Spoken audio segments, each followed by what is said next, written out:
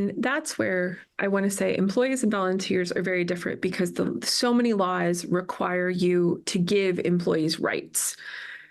When we think about in volunteers, is oftentimes we'll say, have a volunteer handbook. If you have enough resources to create a volunteer handbook, go ahead and do that, but don't essentially cut and paste your employee policies for your volunteers, because it's different. But when we think about liability of volunteers, you have a ton of liability, because the ones off the top of my head is negligent supervision. That is what we call a tort. Essentially, the name is self-explanatory, is you didn't supervise that volunteer accordingly. And sometimes that happens a lot, because sometimes volunteers, it's harder to get rid of a volunteer than it is an employee, but you can be liable for that. And so when you look at volunteers, it's so important to have a good vetting process in place.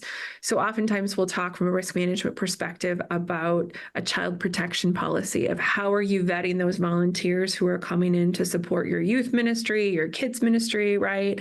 Because you will be liable for that.